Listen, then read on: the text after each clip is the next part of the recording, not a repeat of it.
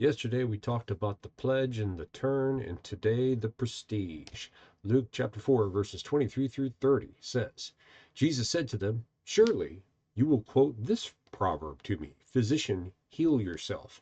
And you will tell me, 'Do here in your hometown what we heard that you did in Capernaum.' Truly I tell you," he continued, "no prophet is accepted in his hometown. I assure you that there were many widows in Israel in Elijah's time, when the sky was shut for 3.5 years, and there was a severe famine throughout the land, yet Elijah was not sent to any of them, but to a widow in Zarephath, in the region of Sidon.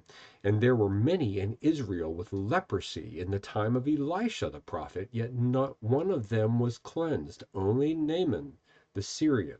All the people in the synagogue were furious when they heard this. They got up, drove him out of the town, and took him to the brow of the hill on which the town was built in order to throw him off the cliff. But he walked right through the crowd and went on his way. So you may ask, why is this so astounding? Why is this the prestige?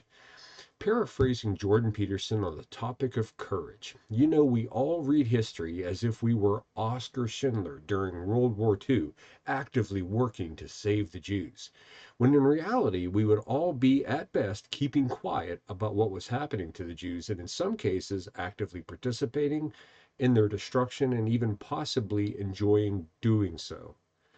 In this moment, Jesus demonstrates remarkable courage to stand before a group of people who were so recently complimenting you. And to say what Jesus said is no easy thing. Jesus was and is fully God and fully man. He would have felt the same pressures you and I feel to conform and go along, but instead, Jesus explains why his reading from the prophet Isaiah is good news for some, but not for people in the synagogue. For the people in that synagogue, that reading from Isaiah was a condemnation. And the members of the synagogue do not respond with humility, but with anger. A good indication that Jesus was spot on in his diagnosis, not that you should have wondered or doubted. Jesus is a remarkable judge of the human heart.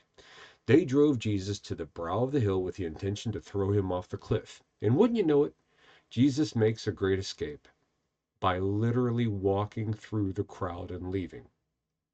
A simple lesson there: never participate in your own destruction.